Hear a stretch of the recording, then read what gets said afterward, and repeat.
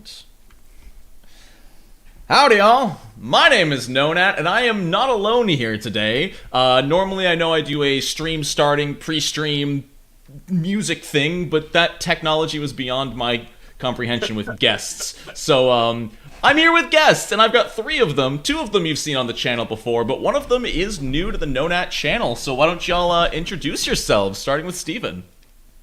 Oh, hello everyone. Steven Glicker from RollForCombat, Battlezoo Bestiary, and, well, we're going to be talking now about the RPG Superstar Strange and Unusual contest. And this is the second year that RollForCombat is running this year's contest. Awesome. And contest sponsored by Paizo, correct? Not sponsored, endorsed? Endorsed, completely endorsed, or rather, they are no longer using RPG Superstar, at least not in the future, so they have licensed it to me, and I am able to use it and publish products with it, and now we pretty much run the RPG Superstar contest for Paizo from now into the foreseeable future. So, there you go. Nice. It's awesome that you're able to keep it going, not let it die off or whatever. And who are the other 2 up in the corner over there? Hi, I'm Linda Zeiss Palmer. I am co-host of the Twitch stream Arcade Mark with Mark here. I'm also the development manager at Paizo for digital adventures such as Organized Play, and working on the Battlezoo Bestiary content, the adventure path for that. And I'm going to be one of the judges for this year's RPG Superstar. That's right. Who are you? I'm Mark Seifter. I'm the other half of Arcade Mark, and I'm the design manager at Paizo, but that's not why I'm here today. I wrote the monster part system that you may have seen if you picked up the Battlezoo Bestiary, which you can probably get right now with Backer Kit and just go on there and get the PDF. And I will also be helping judge for RollForCombat's second RPG Superstar, the Strange and Unusual one. Plus, I'm writing Battlezoo Ancestry's Dragons, which is so many dragons. It's a lot. It is a lot. I've already written enough dragons that, like, by all possibilities, like, for most third-party products of dragons, I would be done. But instead, I'm not even halfway done because there's so many dragons. So you said that you were adding like heritages and such for all existing dragons and new ones, right? Yes, that's right. During the Kickstarter, the Kickstarters unlocked 5 new dragons that are just a brand. Six new dragons. That's right. 6 new dragons. 6 new dragons. I can't even remember what the 6th one is. I don't even know if we know what it is yet. We haven't made it the one yet. that was created by a celebrity that hasn't been created yet. They That's unlocked right. 6 new ones. I don't know what the 6th one is, but I know about the 5. They're a brand new family of dragons that are kind of unique to the world of Battlezoo. And so they will be heritages, but they also are just flat out a new 5-dragon family. I see John Wilson chat speculating that you're politely saying you're sick of dragons. No, there's more dragons. No, I think he's really. I can't directly speak for him, but I do think that you're really excited about all of these dragons. Yes. It's funny because it's one of those things where like the excitement causes the scope of a project to balloon, and it's going to be awesome. I can't imagine what it's going to be like to open up the book and not have written it and be like, wow, there are so many dragons in this book. Which one am I going to play? Well, you've seen the artwork, too. The artwork is ridiculous. So the artwork is incredibly good. And Steven found this artist from Turkey who is fantastic and really got the hang of and the idea of what if dragons had like PC type gear and we're just going around being dragons and being awesome, and has so many amazing pieces of art for it. Yep. I've seen the art in the bestiary from Battlezoo, and I'm just absolutely blown away. Yep. I'm big into art. I mean, as you can see, you can't see it in the stream, but I have a lot of. I actually collect a nice blue wall on the stream, but I actually collect a lot of art from Magic the Gathering cards and Paizo, and I'm very big into making sure that art is of the highest quality, because it's very important, at least in role-playing products, that, and when I was even a kid growing up with D&D, that's what you remember. You remember all the art, and even though back then it was just like simple line art, but people still talk about like the the artwork from some of the most classic modules, and just what became of like what a drow was because of the artwork in those modules, things like that. So I'm just very careful to make sure that we have the top quality artwork so that you can really picture it, and more importantly, use it in your game, because you really want to show, it's one thing when you talk about a monster, but when you show it, and even in my own home games, people are always like, oh, look at that, and then it really helps them understand like what they're seeing. So. Oh, that's why I love the battle cards, the monster cards for 2E. Yep. Oh, I haven't been able to play in person yet, but when I do, I'm going to be using those to be able to flip the card up and show them exactly what they're up against. Because it helps build the scene in their minds too. Right. Like not everyone has the most active imagination, so assisting in painting that picture for them. It's just so nice. Like, the best part about the battle cards also is you don't have to be like, I'm covering up this text below the picture. Just look at the picture. Don't look where my hands are. Like, this is all the stats. Just look at that. With the card, the picture is just on one side. And, like, when we were talking about it with the layout, it's like, should we put the name under it? It's like, no, don't. Nice. It's just the picture. There's no name. Yeah. Because you don't know what that monster is yet. When you just first see the exactly. picture. It's like, you slowly open the door, and on the other side is this guy, and he's growling at you. Yeah. But actually, just real quick, that's also why doing the dragon artwork was really tricky, because it's like, okay, we're gonna have dragons. First of all, we have every ancestry and every dragon that's ever appeared in Pathfinder, and every true dragon. True dragon, that's right. Yeah. And there's a lot of true dragons that there's only one piece of artwork ever in the history of Pathfinder and Paizo of all of time. And not only we have to show figure out what the variation is. Right. We have to show it as a dragon, but then we have to show it as a dragon with PC qualities, like a dragon wielding daggers or a dragon with armor on. So it has to be representative of someone playing that dragon and then playing that dragon as a PC. So we had to hit a lot of birds with a lot of stones. So because let's be real, Steven. If a dragon got a second art, it's probably by Wayne Reynolds on a cover, and it's probably fighting with Paizo. Yeah. Yes. Well. So before we get too in the weeds with dragons, which I know I'm very it could go for hours. I know. People love dragons. We could probably do a whole other episode. Let's schedule one that's just about dragons.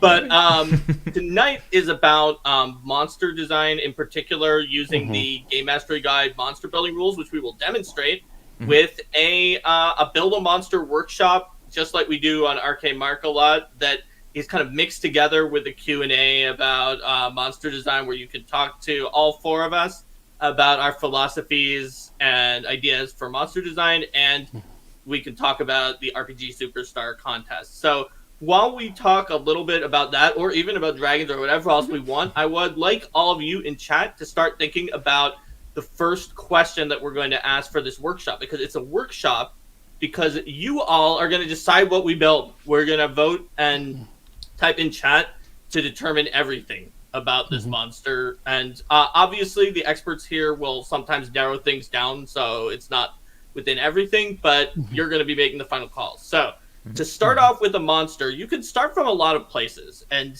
certain types of monster design in certain game systems try to start you in different places. For example, Pathfinder 1st Edition starts you with the very specific nitty-gritty numbers that are in the monster's stats, and then you kind of build bottom up back to until you get to the monster at the end and find out more about it. When you're building in Pathfinder 2nd Edition, it's a top-down design. That means you start with your concept, the high concept of what the monster is, and then you proceed down from there, and you get to the details, filling them in at the end. That's at least the typical building style from the Building Monsters and Game Master Guide. You can do it however you want, but we're going to do it the normal way here tonight. And that means what we need from you in the chat, before we get out an official poll of it, is just, what is a concept for a monster? And this is just it doesn't have to be like the name of the monster yet. We'll figure that out later. It's just like, what is the concept? What makes it stick? What is the high concept? Like we've had some before on Arcane Mark that was like, this is an undead that was an alchemist, was one of them. Or one of them was like an evil plant monster. So just put concepts down into the chat. And when you do that, Linda's going to grab those and give them to Nonat, who's going to make up a poll. And then we're going to be able to vote on what the concept will be.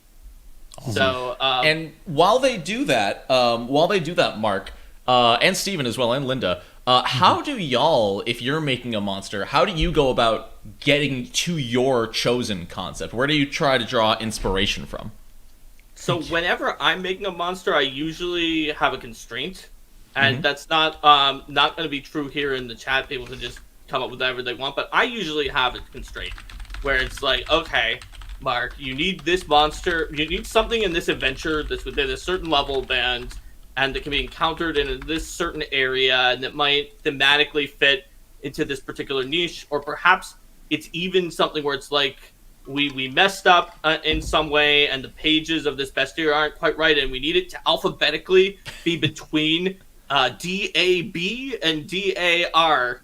So we need something. Sometimes it's like the concept will have to actually include a name. It's like something that would have a name that fit in between there that could take a page. Because what happens is you have some flexibility, but if you have a monster you need to pull or something gets fluxed on the pagination, whatever the two nearest monsters that are a 2-page spread are, you can put your new monster anywhere in between those. But if you try to put it before or after, you wind up setting the book off by 1 page in parity, and then all of your 2-page monsters are no longer with the 2 pages together, if you see what I'm saying. So I don't think that's too much of a problem with the people entering the contest, though.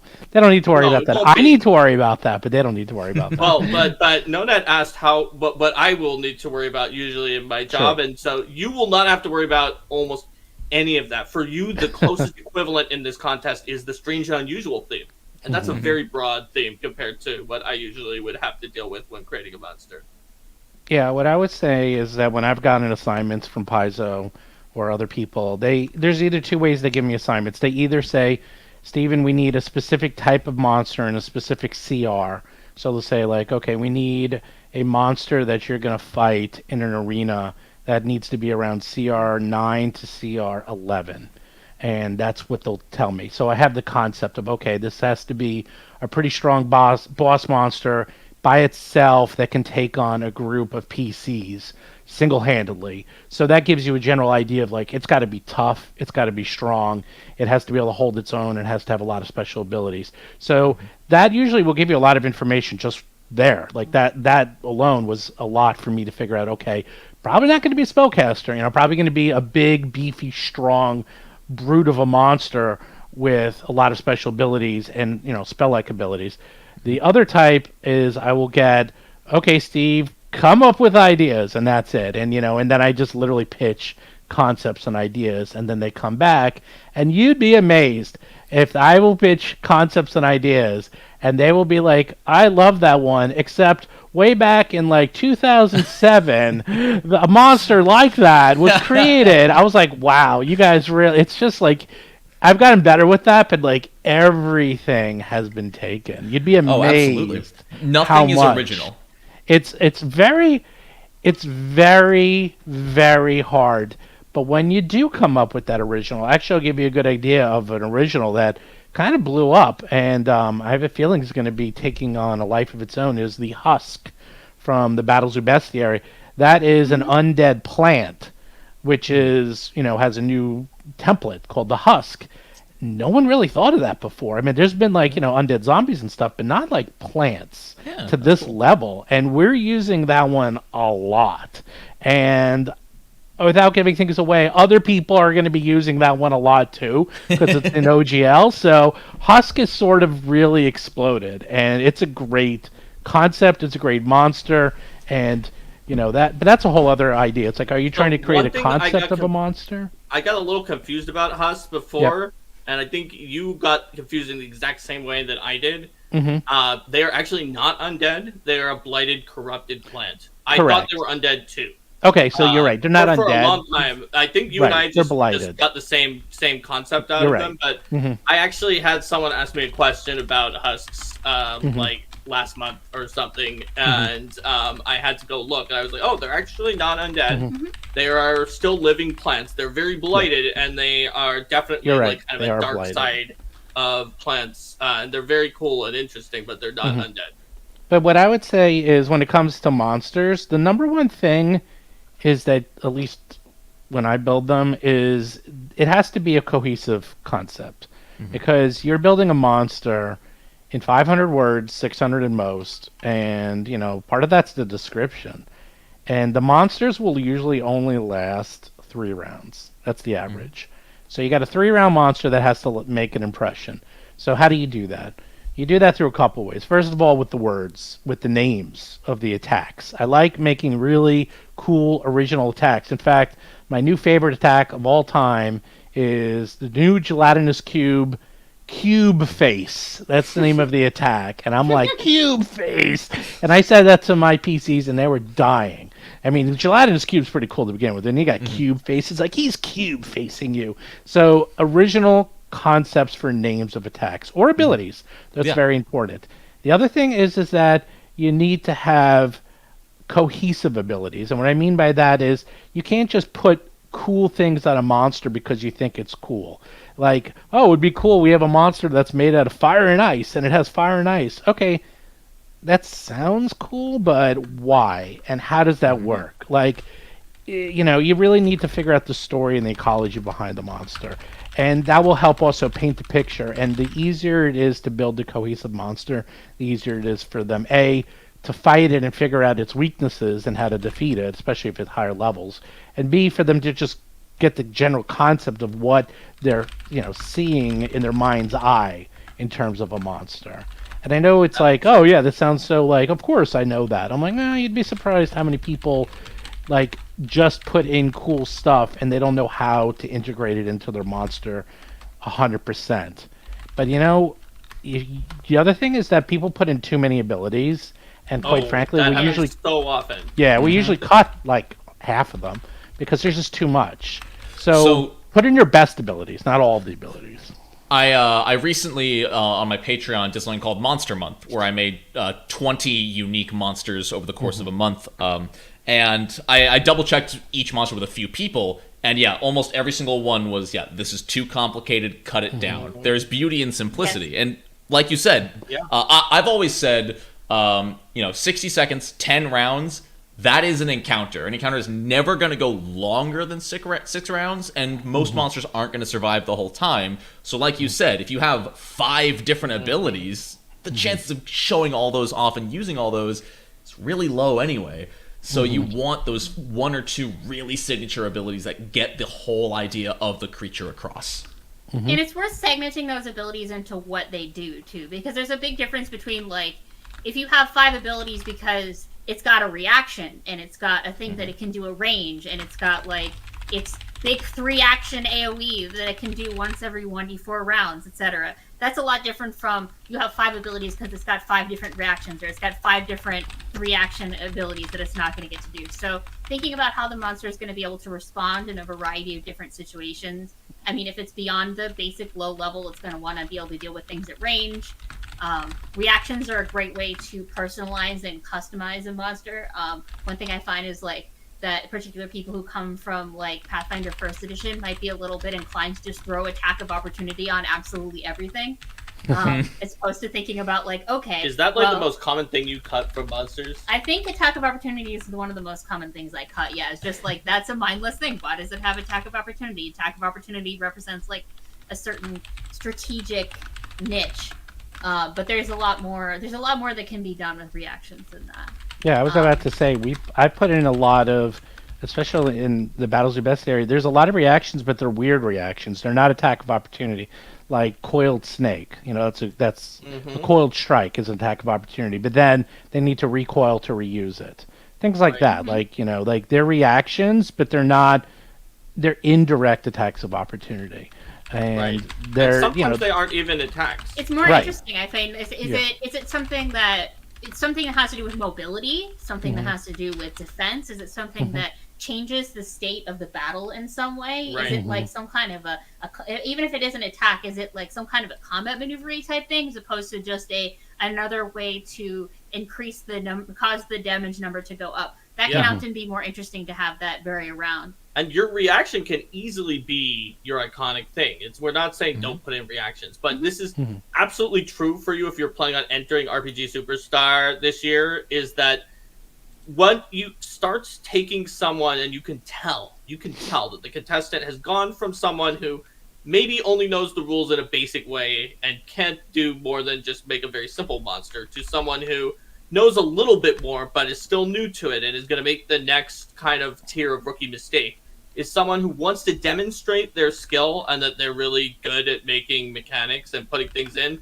by putting way too many abilities in it to show off to the judges. And that's part of why for RPG Superstar, when I was talking to Steven about what the pitch would be, it says that a true superstar can make something strange and unusual with elegant mechanics.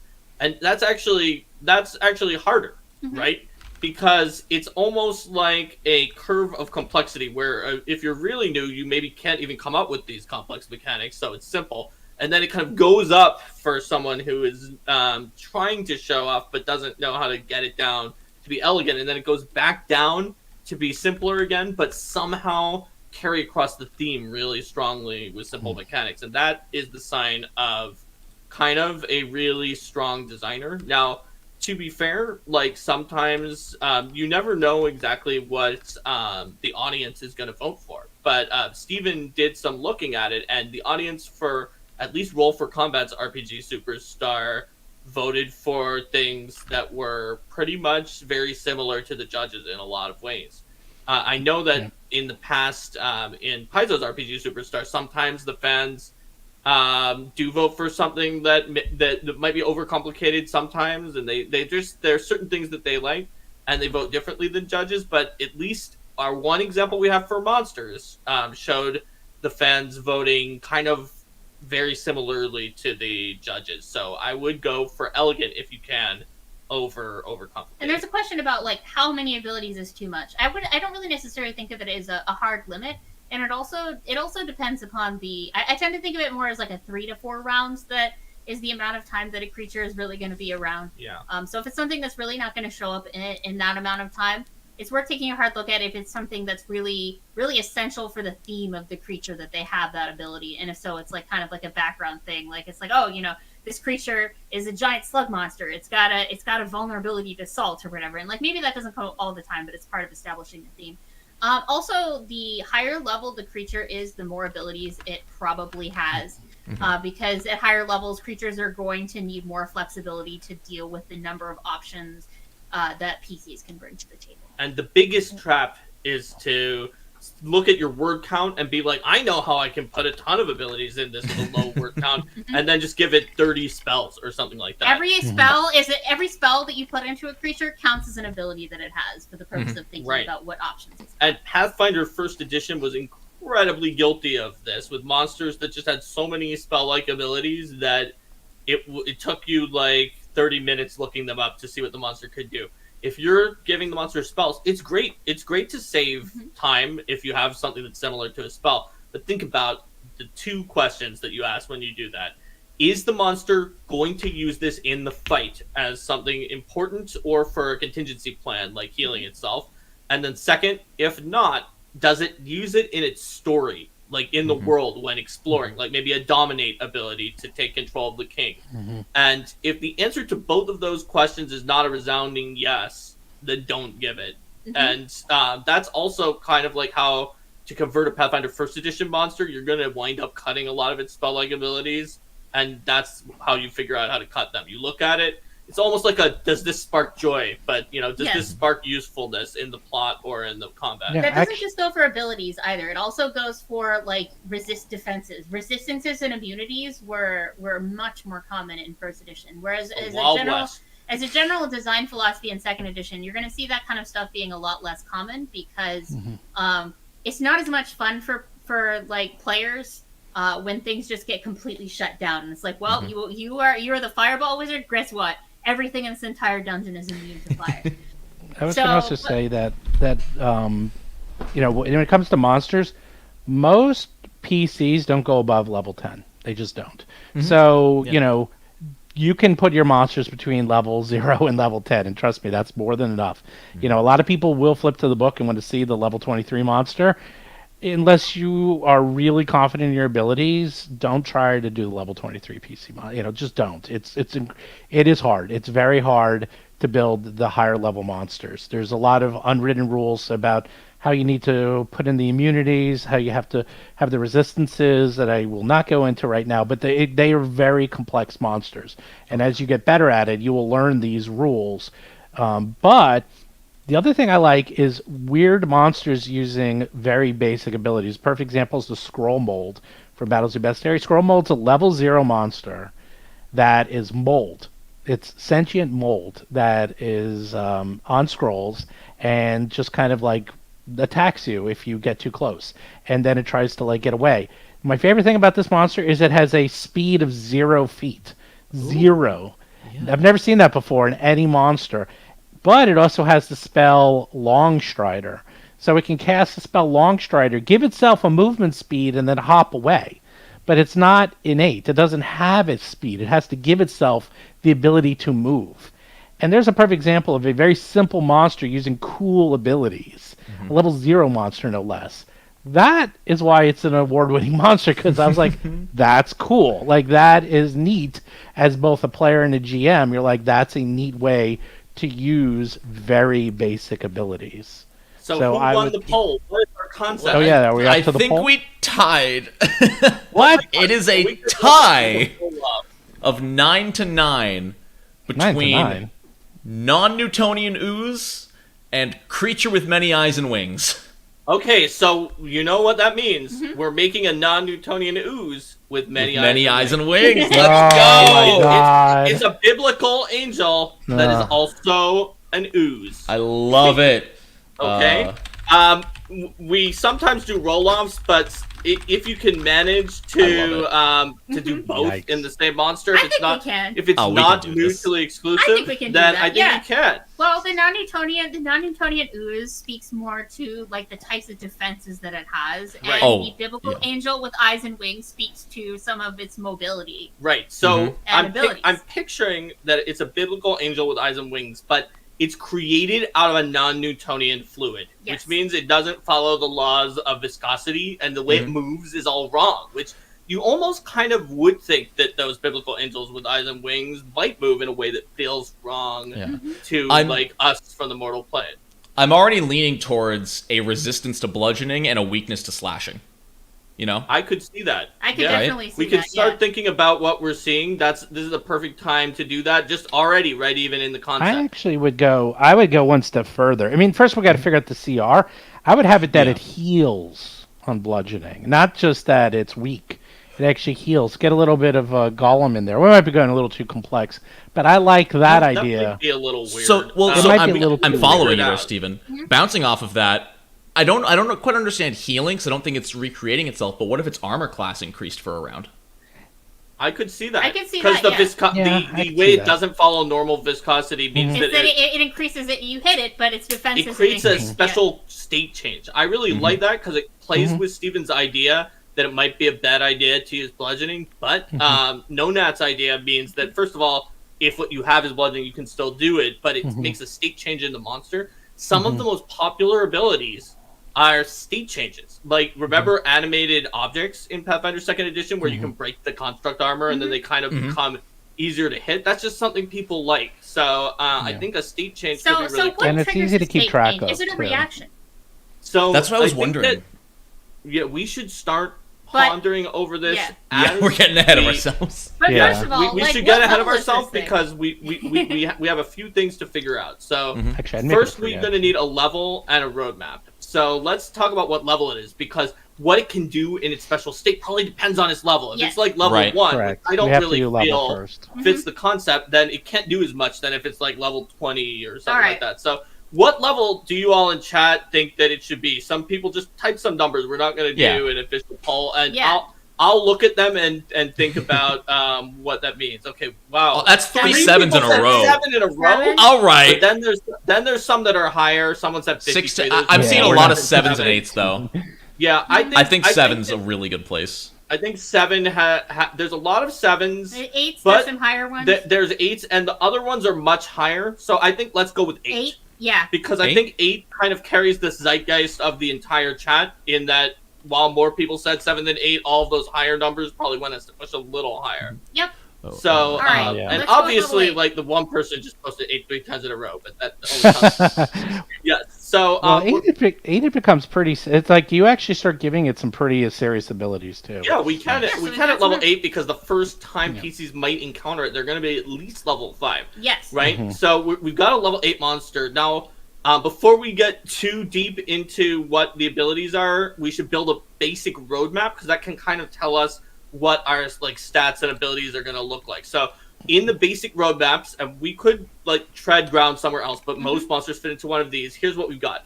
So the brute is like it smashes. It's got lots of hit points, low AC, tons of damage. It's not even that accurate. It's just like a big monster. I'm not so sure about that. A magical striker has a bunch of magic but can also attack. It's kind of like a Magus-y kind of thing. It has it's kind of like a fighter with some spells too. Their spells aren't as good as a spellcaster roadmap.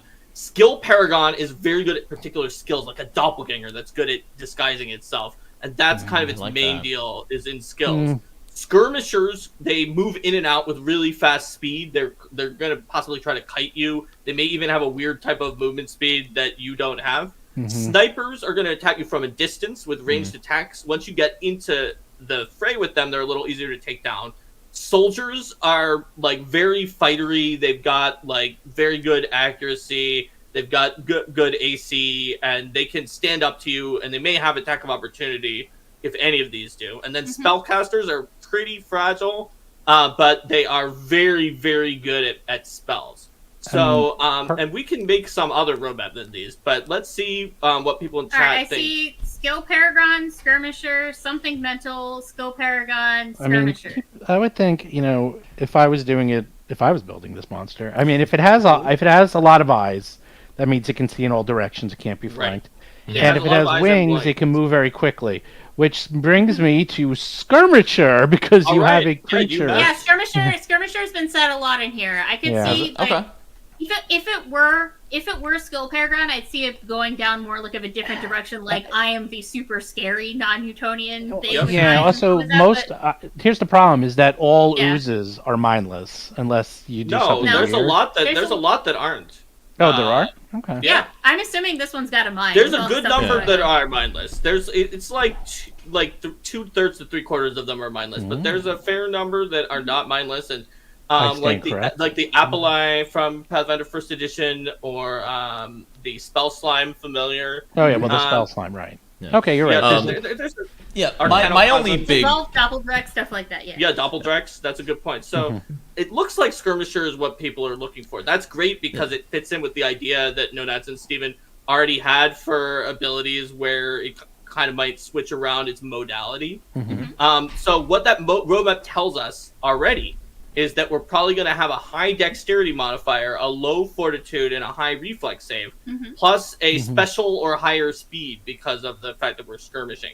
That's great. That means we can go in and we can start picking these numbers right away. And with Eyes and Wings is on there, so I think it's pretty clear that this thing can fly. So here's a question I have in general. I guess we don't have to pick all of our traits yet. We could wait until later. But do people think that this is, since it's like the biblical angel but plus ooze, do people think this has the celestial and the ooze traits? Because you can have both. That would be kind of cool. I've never heard of a celestial ooze. Never had one celestial that ooze. Had them both. I like this. Oh yeah, a lot of people said yes. All right, so it's probably a good alignment. So it's got some good alignment. Yes. I would probably say neutral, just because oozes tend to just kind of I think exist so. a lot of the time. Unless it's chaotic for being being weird. A super shape changer and weird, but I can or see lawful for the just like this is a very it doesn't follow your laws. It follows older laws. Right. Was it created for a specific lawful purpose? Yeah. All right. It looks like there's people who are saying generally neutral and chaotic, a little more neutral. No, there's another chaotic. There's another neutral. It's pretty even. A chaotic and neutral. Yeah. It's pretty even. I'll just roll 1, 2, 3 neutral, 4, 5, 6 chaotic. We got neutral. Okay. So we're going with no net on this one. It's a neutral good. Neutral good is the trait, and then it's got the celestial and ooze traits. Yes. And let's just decide a size. We don't really have to now. We can come back for this later, but I think medium sounds. 8 medium sounds about right. Right? Because that's the size of a person. Yeah, it's definitely medium or large, and I think medium makes. I see uncommon. Yeah, this does not feel like a common. Yeah, this is not one of the common angels. It's definitely uncommon or rare. So wait, is it an ooze or an angel? Yes. It's an ooze. It's an ooze celestial. It does. Yeah. So it's not. Angel. No, I guess. Angel. Oh yeah, that is. Stephen had a good question, which is, does it also have the angel trait? And since it's based on Old Testament descriptions of angels. No, because this is actually just be an ooze celestial. This is actually very important because all the abilities will be based off of its core concept. We need to know what type of celestial it is because that actually defines certain things. People on here are saying that it could be an angel. So let's do it. So because of the fact that it has the angel trait and the ooze trait and the celestial trait. That means that we're going to be giving it, at some point, some kind of aura that is based on what type of messenger it is. Because the word angel, even in our world, the word angel comes from the Hebrew word meaning messenger. And all angels are messengers in Pathfinder 2nd Edition, and they all have some kind of an aura that relates to like where they send their messages or who they send their messages to. And it gives them a mechanical ability that is interesting and is based on that. So we're gonna start thinking about like where did they send messengers to like beings that are older than reality and like talk to things from between the stars? Is that where they're sending the messages? That would be interesting if they're sent into the Dark Tapestry. Yeah, I mean I could see that, right? And so. In that case, they might have an aura that's based on that either brings Dark Tapestry kind of stuff, or that potentially protects others who come with them that go out into there, or so it can either bring Dark Tapestry to you and be dangerous, or could be protective. I'm wondering if with its eyes, if it's designed as an explorer. Mark, let me ask you a question. The angels in all beast areas, are they specifically assigned to a god, or is it just are they just like a alignment? So they have an alignment, but many of them also have a particular deity that they work for too. But that's not like a type. It's not like all Movanic Divas work for one angel. It's just like Bob the Movanic Diva works for Saren Ray, and Jill the Movanic Diva works for Shellen or something like that. So you could and maybe there's Frank the Movanic Diva who just doesn't work for any deity and just delivers messages on behalf of overall the Council of Angels and the Imperial Lords or something like that. So a lot of them, like, they're delivering messages from someone, but it's not it's not like always the same deity depending on which type of angel. But what were you thinking, Stephen? Was there like a group of deities that you were thinking might use these kind of very? Yeah, actually, no. That's what I was thinking. I was thinking also, again, this. I'm thinking of the story. It's like, okay, you have a celestial ooze angel. So what is the advantage of having that? And if they're non-Newtonian, well, maybe as you said, they can survive in space, they can survive underwater, they can survive in weird environments much easier. And because they're oozes, they can sort of, and making them medium or maybe even small, that they can go places that maybe angels wouldn't normally go. Maybe they're even angels to monsters, or normally we think of angels as humanoid, and here's a non-humanoid angel that goes to non-humanoid creatures to deliver the messages. That's a really good idea because ultimately the multiverse is made up in Pathfinder in a lot of settings of so many different types of creatures, not all of which look like humans, right? So who does deliver the messages to weird non-Newtonian creatures? Along that note, Dustin Knight in chat made a really cool comment that maybe it has so many eyes as it was designed to see things that would drive most things insane, but still deliver messages to them or in those areas. I could see that. That makes sense. Yeah. Well, we'll want to, if we write flavor text for it, be careful around the mental health issues on that, but we absolutely, we absolutely can do it in a way that's designed to interact with forces that most like they could warp minds. Exactly, which could give it some resistance to any kind of controlling. I could see that. It may have like some resistance to mental damage, for example, or like it may have it may be good at like saving throws against fear effects. So let's go to its ability modifiers next. Back to some more classic. According to our roadmap, we know that it has a +6 dexterity. That's the only thing that we know for sure about its roadmap. We also know that ultimately, as a skirmisher, that it might be a little bit fragile in the end, especially compared to other ooze creatures. It's likely to be fragile, which is probably good because I'm guessing with +6 dexterity, it has much better AC than a typical ooze, and those ooze immunities are rough. Oh yeah. So you need to have pretty low hit points if you're going to have the ooze immunities and also not have a really garbage AC. Yes, for sure. Well, that's an interesting question to bring up, though. Because of its non-Newtonian nature, are its ooze immunities going to function the exact same? Oh, that's a good point. That maybe because the ooze type doesn't say it has to have the same immunity. Yeah. Right. Well, I'm wondering if standardly, it like in its typical form, yes, it does have all ooze immunities, but in that state change, if struck by bludgeoning damage and it becomes a solid, maybe it loses those immunities, or some of them. That makes sense. I could see that, yeah. And maybe that's what happens is a bludgeoning hit or a critical hit, which it would be immune to as an ooze, both turned it into the other form. Which has higher AC, but it doesn't have all these ooze defenses. Right. That would be interesting.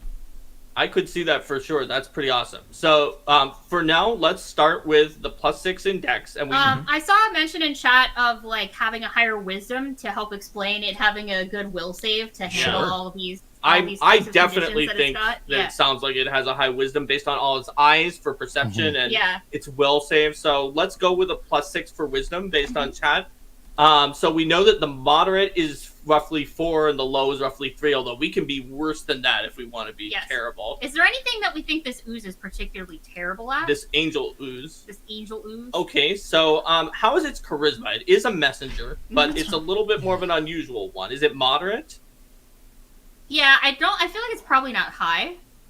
I could see it, it's not being sent to have a conversation. It's not being sent to necessarily even make peace with these creatures or these locations. It's there to deliver its message and survive, in this place where the message would not be able to be sent. See, here's where I'm already thinking this is where scope creep comes in, because I was like, I'm already going like where you have to literally cut our own abilities because we're adding so much. I'm like, you know what? It could be cool is that it could actually change its shape to appear as if general shape of what it's talking to.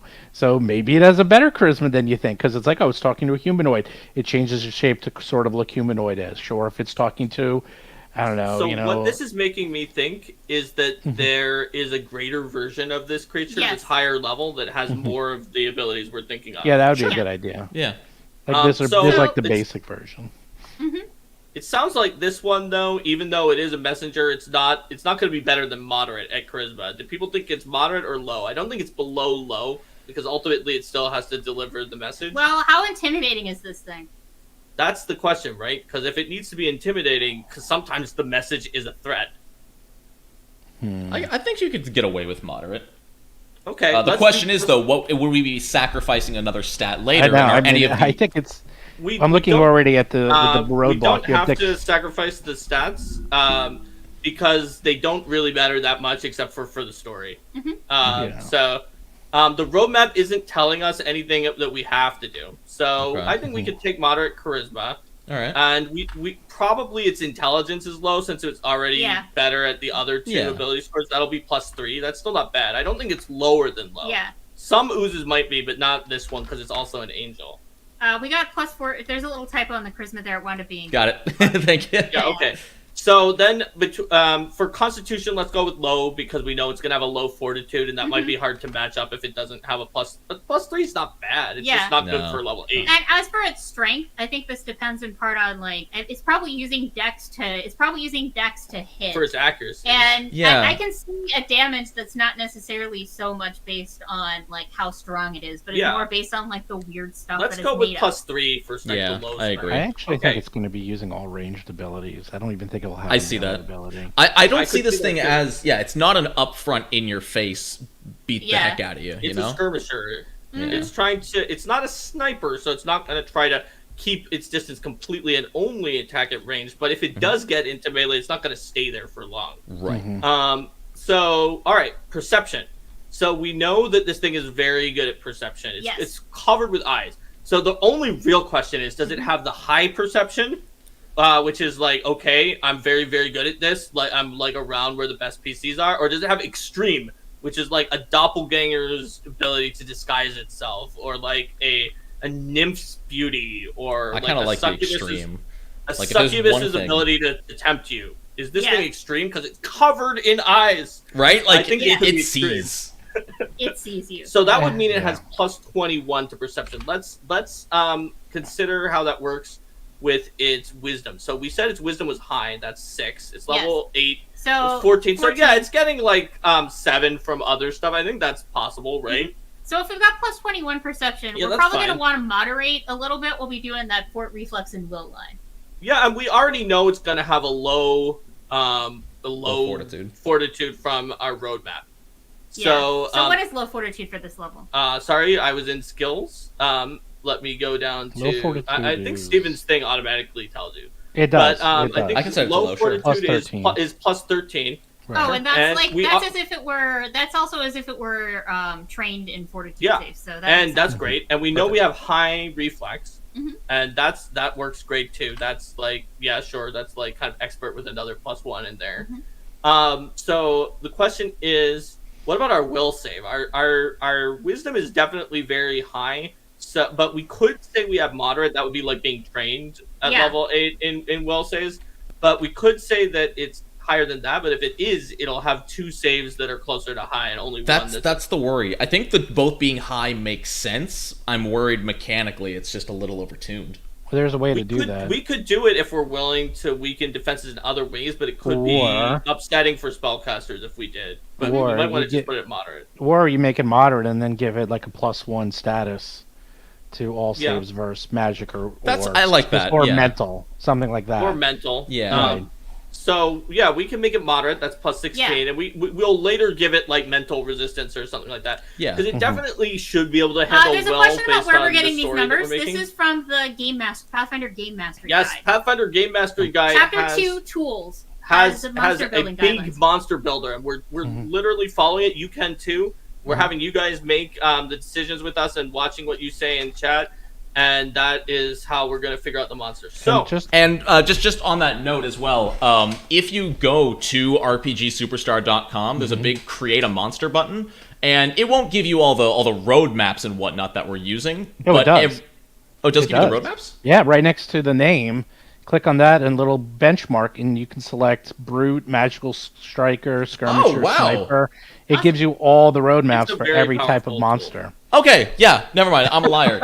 I haven't been using it, but wow. It actually will give you the roadmap. So all you have to do is set the level and set the roadmap, and it will give you the benchmark and the hint, and then you just type it in. So again, the tool is designed to make this pretty easy for you. Very streamlined, Yeah, so okay, I'll link it in the chat. So let's quickly pick our skills. I think we can do this. So, and people in chat, you can tell which skills you like too. We're gonna have between 1 and 3 high skills. All right, what are we best at? And then we're gonna also be able to have some moderate skills, and then a few low skills as well potentially. So, one funny thing is, I don't think I've ever seen a monster that does not. After editing every single one, that does not have acrobatics, or at least acrobatics and athletics. Well, given that there's not a single monster ever that doesn't have one of those. There's a reason for that, because certain abilities key off of acrobatics or athletics. But since it's flying, it kind of almost needs to have acrobatics. It has to have. Yeah, it has. It can't maneuver in flight if it doesn't have it. We said it's a skirmisher. It's good at maneuvering in flight. It has tons of wings made out of non-Newtonian stuff. So it's gotta have acrobatics. Yeah. And it's definitely going to have that as a prime skill. You could make an argument that it might actually have it as an extreme skill. We've already done extreme perception, though, so we probably shouldn't go extreme again. You said high? We could go extreme for a skill because the skills don't matter as much as the other things. Maybe. But we have to think about it. Because its 2 things are its countless eyes and its countless wings. So you could have put between... what's your take on... High would be plus 18, extreme is plus 21. I sometimes just make them like Yeah, I do like plus 19, so it's like. So let's think about this. If it was a master, right? It has plus 6 from dexterity. It would be 20. So we could do 20. That's one lower than extreme. It's still above high. I think that we definitely shouldn't do any more extreme stats in the monster. I think that makes sense. We probably just want to make sure that the rest of its skill stuff isn't too potent. Yeah. So it's really good at flying around. Yeah. So I see a lot in the chat saying religion, especially because it's an angel. Oh yeah, religion. So they are right because it literally needs to have religion so that it can use the ritual, angelic, whatever it's called, that all angels have that let them travel to different places. So I think giving it high religion makes sense, both because of its status as an angel and the fact that wisdom is one of its highest stats. Yeah, it's going to need to have some religion. That's plus 18. Cast that and angelic. I could see giving it not high, but some occultism. Angelic messenger. Given how much we've talked about this creature. Oh yeah, it goes to talk to occult things. I saw the chat saying that it's the messenger. I saw that, and I see survival as well for traveling long distances to dangerous locales. That.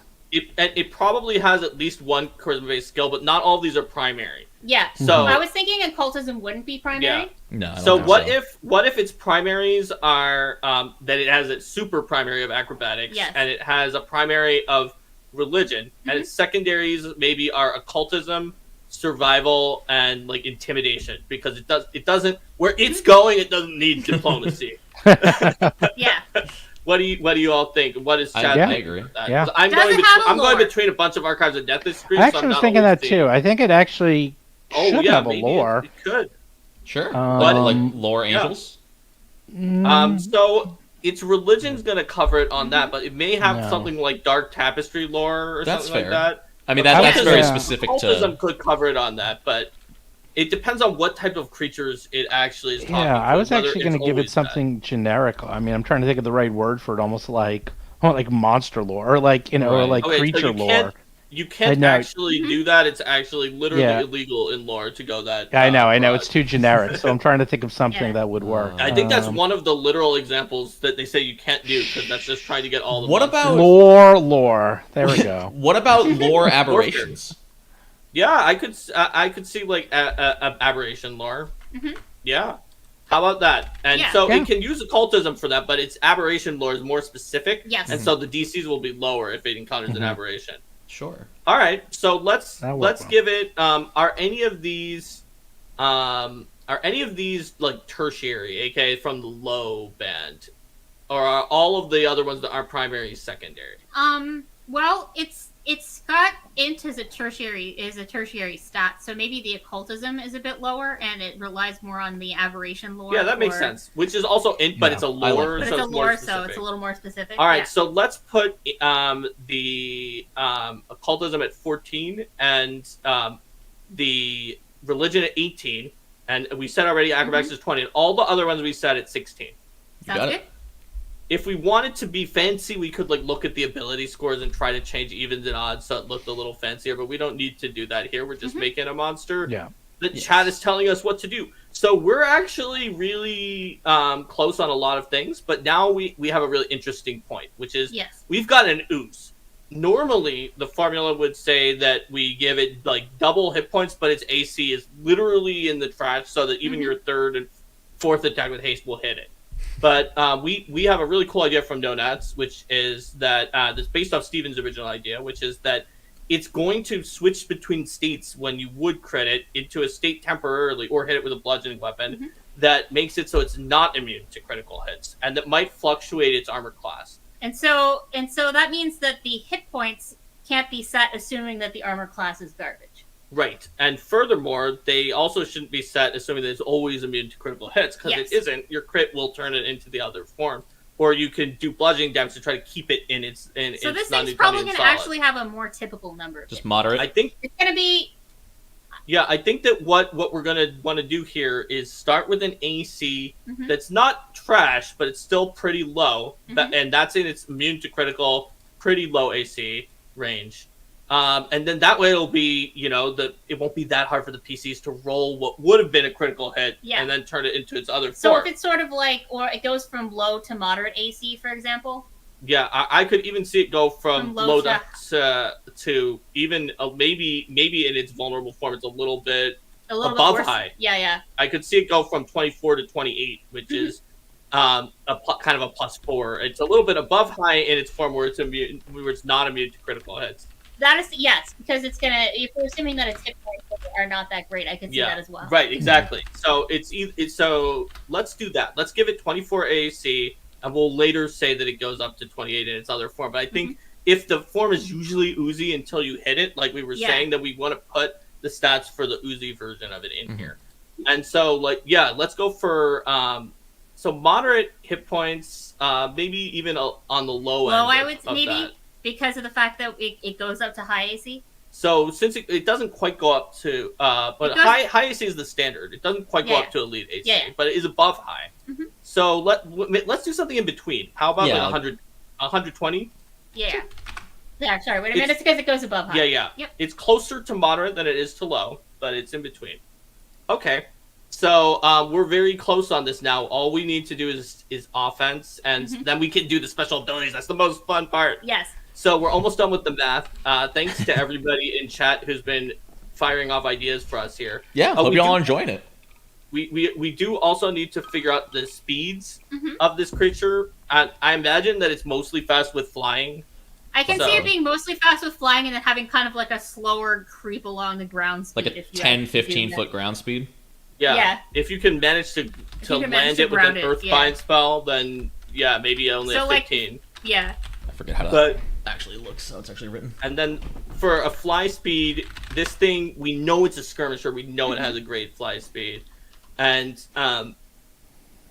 so if we look at something that it's dragons tend to have around the best possible fly speed for their level. And among them, cloud dragons have a really good fly speed. I think young cloud... Not that I know a lot about dragons right now, but young cloud dragon is a couple levels higher. Yeah. And has a gobsmacking 140 so foot it's not fly be that speed. fast. But if we make it 100, it's got to be able to fly through effectively space at a decent speed. So if we make it 100, then that is pretty good. And then we can give it some kind of it uses angelic messenger ritual to kind of warp through space to where it needs to go. I think. We could give it a space flight ability and so now if we've got something with like 100-foot fly speed, that's really fast. I'm thinking about 100-foot fly speed, primarily ranged creature. Well, that's why I'm thinking that since we didn't choose the sniper role, we don't want it to be able to do that much damage at you from very far away. Because otherwise it's just going to be a turd of death. Yeah. Oh, but so now this might be going too far, but this is just how my brain works with these creatures. Is now I'm picturing this thing flying in at 100 feet per move action and slamming into people with a charge attack and instantly converting to its high AC form from the impact. Yeah, I think that makes sense. That's kind of a skirmisher that it flies past or something like that. Well, that's just isn't it just trample? It could be. Right? It could be a special kind of trample that is where it moves around and slams into everything in range using kind of the rules for trample. And then when it does that, it converts to its... Or it might be that it only uses that when it's in its solid form, and when it's in its oozish form, it has a different attack. Yeah. So we need to figure out what converts. As you all who are watching might be noticing, when you make a monster in a workshop where you have a panel of people and a bunch of people voting and giving ideas in chat, it tends to be more complicated than a winning RPG superstar monster. And Linda and I have seen this in all the monsters we made on Arcade they always get more complicated. complicated. I don't think this is that complicated. No, it isn't yet. Yes. But that's because we actually added any of the special abilities that we proposed. That's true. Once we put them in, it will be. So, let's talk about its strikes. Yeah. Okay. So it has so many wings. I feel like it can probably hit you with the wing. Yes. Right? Like some of them maybe razors wings. It is an ooze, so it could be the wings are almost like tendrils that can engulf around you and grab you with the wing. Almost like a pseudopod wing. I mean, what do people in chat think it attacks with, though? Because I'm curious about that. Like the eyes might be able to do a minor gaze-based effect. Well, we already talked about it having some kind of an aura. I expect the eyes. Yeah, the eyes are probably the aura, part of the aura. Yeah. Let's see. I see agile wing attack and ranged eye blast attack. Yeah, It's not that's bad. what a lot of people are thinking that too. Eye lasers being the range attack. So makes sense too. a lot of people are thinking of the similar thing. So we're gonna have a wing strike with grab, and we're gonna have eyes with a very low range, maybe like 30 feet. So it does have to stay within 30 feet of you to do this, and not an increment, but an actual 30-foot range of just like it opens the eye and there's like a flash of light and it attacks you. So that's gonna be our strikes here, and we probably the wing attack is going to be the more powerful one because it has to go up and attack you. And then we're going to put special abilities like where it solidifies and slams into you later as soon as we finish these strikes. Yeah. So it feels to me with being like super Gexy over strength that this is probably going to be a creature that has more of a focus on its accuracy rather than its damage. So it's definitely not going to go moderate accuracy, extreme damage. It's going to be, but they said agile wing attacks. So let's do 20 for its accuracy on both the wing and the I-beam attack. And then for the damage, we can make the wing attack agile. And therefore the damage can be, well, we can just use the 2d8 plus 9 that's in the moderate example. Damage because it's agile. Yeah, makes sense. And then for the I-beam attack, let's use low because of the fact that it doesn't have to go up and attack you, and it's got a 30-foot range. So low would be about 15, but I think the expression of 2d6 plus 8 has too much of a static bonus, so let's do 2d8 plus 6. Sounds good. I like that. Here's why that's cool, because it's exactly 3 lower than 2d8 plus 9 on the static, so it's like it didn't add its strength. And how do we feel about making it force damage? Yeah, I think so, because force, right, that's the damage of spirit, and this thing seems like it has a lot and of that. And because it's already a lower amount, you're not going to be like... Also, it's just... I like that. I like force. I could see force or mental. Some people in the chat said mental. I think those are both the most reasonable things for it to be. All right, so we've now done all the math part of it. All we have to do at this point, I mean, there's a little more math because if we create an ability, it'll have DCs, but all we have to do now is plug in those cool abilities that chat and people already came up with. That's the most important part right now, It is. It is. Because it's going to affect the numbers as well. It's so important because it's a state change and it's part of the concept that we didn't put in yet, the non-Newtonian. So I think that what it says is it's not voluntary for the creature. So we would not make it a reaction or a free action. It would have a name that would be like solidify or something I was like thinking, that. either solidify or state change. Solidify this whole time. Yeah, or state change. One of those two. And then it would say something to the effect of, and we can just put in a placeholder here and come up with better rules language later, but something to the effect of when a non-Newtonian ooze with eyes and wings or whatever, we should start thinking about names. An actual name, Get thinking, chat. We're not know you. So we should put some name ideas in chat if you want to. But whatever this thing is, would take bludgeoning damage, or a creature rolls a critical success on its attack roll against it. It changes into a solid form for 1 round. In this solid state, its armor class increases to 28, but it loses its immunities to critical hits and precision damage. Speaking of which, we got to pop those immunities in there. Oh, yes. Yes. We're missing those. Immunities to critical hits and precision damage. And are we giving it all-around vision from having a I think we should give it all-around vision. I've seen that mentioned above, too. People said it a bunch of times there, right? Yeah. So Ophanim is a good... It probably has dark vision as well. Ophanim is a name from the chat. It is... Sarah Flem. Sarah Flem. I love you, Will, so much. Ophanim are definitely angels that exist in the Bible that do not currently exist in Pathfinder, but the amount that Linda is laughing at Sarah Flem might mean that we have to do Sarah Flem. Yeah, I think we're doing Sarah Flem. Look, she won't stop. So we're doing and I see some love in the chat for it.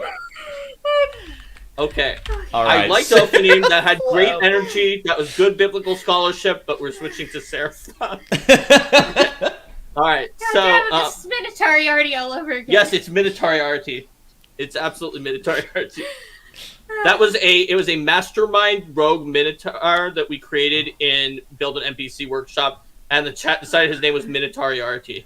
Oh, I love it. And he would just, he's very refined Minotaur. Yes. Like Radigan from Great Mouse Detective, but as a Minotaur. But then, do you get to make a follow-up, say Turlock Holmes? You have to. Yeah. Say Turlock Holmes and Minotauriarty. Yes. I mean, you gotta. All right, so we've got the Seraphim with, and as they point out in the chat, Sarah's in the chat would like you to change to S-E-R-A. Yeah. Oh, did I put S-A? I'm not smart. You put it like the name Sarah. All right, oh, so what if its name is So Sarah? we've got the state change. That's great. And that's going to be one of the key abilities that it has. So we also need to have an aura because it's actually another thing it needs that's very easy to do that we should just do very quickly is it needs to have rituals, angelic messenger. Yes. Because so you can just put rituals DC. It technically has a DC, even though it's divine rituals. Or DC. I think you don't need to put the.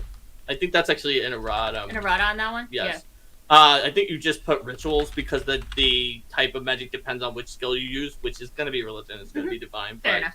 Rituals. So I think it's rituals, and then we put a DC, even though we literally almost never need it, just because it's possible somebody's going to counteract it. Thing. Or like, what if you're trying to get into an area that's like a dimensional lock that says it tries to counteract any teleportation that goes into the area.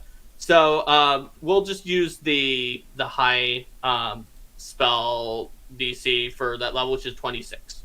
26. Okay.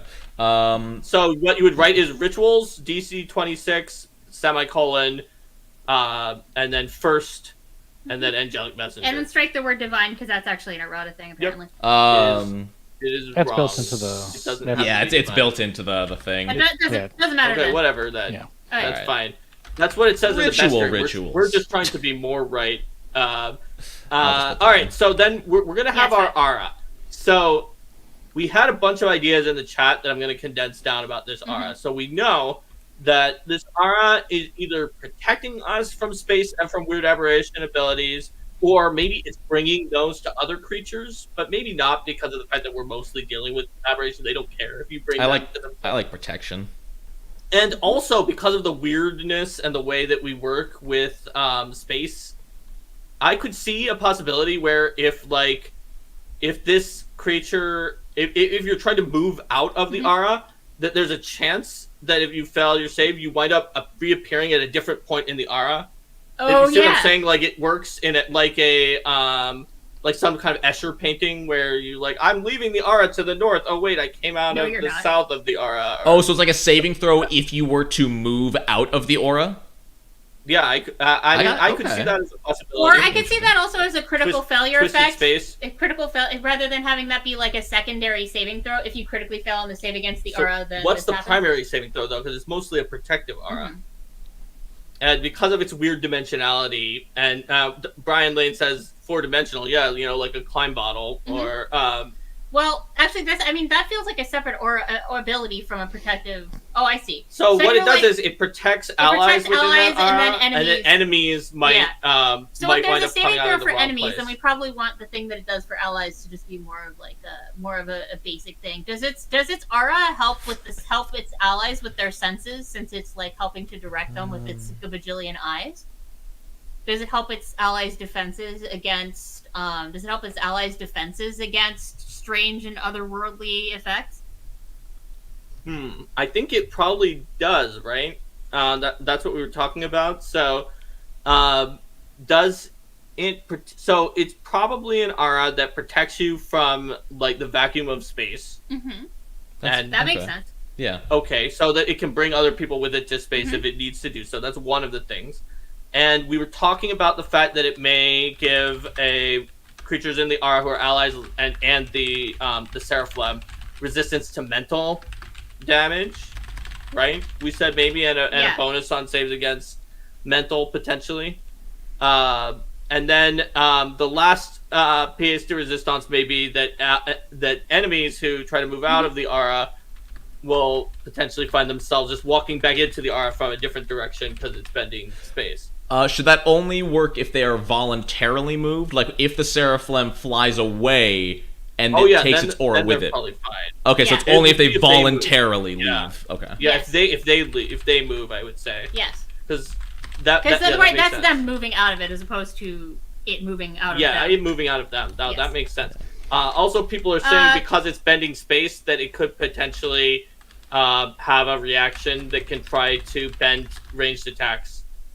Mm-hmm. I could see that. Now, given the fact that it could kite you from 30 feet away with its eye beams, we probably don't want to make it too punitive against ranged people, but I could see us potentially having a reaction where if your ranged attack would already miss, as a reaction, it can try to redirect it at someone else. So that way, you still can try to make your range attack, and you probably won't miss, but you better not miss. Alright, so do we want to put in a reaction where it bends space, and so if a range attack misses, it can redirect it to something else that's in its aura? I actually like that a lot. I'm thinking, I don't think I've ever seen that.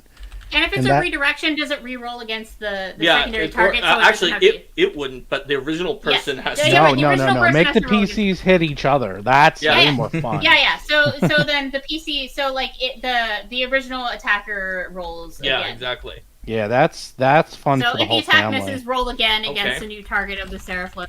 Yes. Within and that is actually that's you see, that's an example of going from, I mean, this thing is already pretty damn weird, but that is really memorable. It's like, hey, remember that time when I attacked you? I attacked the monster and I hit, Jim because I missed the monster. I mean, it's like, that's the stuff you'll remember. All right, so and then let's add in the Trample ability with a requirement that says it must be in its solid form. Yeah. Do you want to do 3-action Trample like standard or 2-action? Like a modified Trample? I guess it depends on how strong we want to make it. If this is going to be like, this is its whole round, is that going to be a big hit? Yeah, I mean, standard is 3, but standard Trample 3-action is... Well, so my only problem with Trample is I don't necessarily see it going through people. Like it's a non-Newtonian fluid, so it's going to hit something and then turn solid. So it's not like it'll be moving through them. And it's already in its solid form at that point, so it doesn't necessarily go through them. It's more like a charge splat into a single target. Are you saying his charge is already in the solid form? Because I thought it could only charge. I thought it was while it was in its liquid form, and then it hits, turning solid, and then it's... Oh, I see. So that's different. That was the earlier thing I heard about, a cool idea. We can do that instead. So in that case, it definitely would not be a trample, right? Because it's just it's sort of an engage ability, like sudden charge. So I think what you would do with that one is it would be a 2-action where it flies twice, then makes a strike at, let's say, a +2 circumstance bonus to hit, and then automatically changes into its make a wing strike, +2 circumstance bonus to hit. Maybe it deals an additional D8 damage because its wings are D8s. Yeah. And then it turns immediately solid. Does it have any way to re-liquefy once it's been solidified? Well, solidify always lasts for 1 round. Yeah. So it'll... Oh, that makes sense. Yeah. It'll goop up after a round unless somebody crits it or when it's in goop or hits it in bludgeon. People are talking about making this a flourish, open flourish. I like that. I generally would not make anything a flourish on a monster because... Here's why. You definitely want to think about whether or not something can only be used once per round. That's for sure.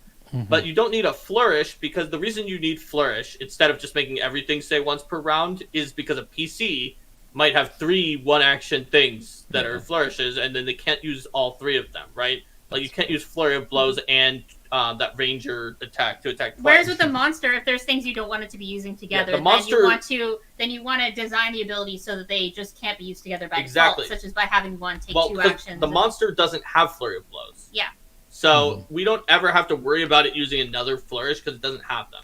So we can just, if we want something to be used once per round, we can just say frequency once per round. In this case, since it's 2 actions, it already is frequency once per round, so we can leave off flourish.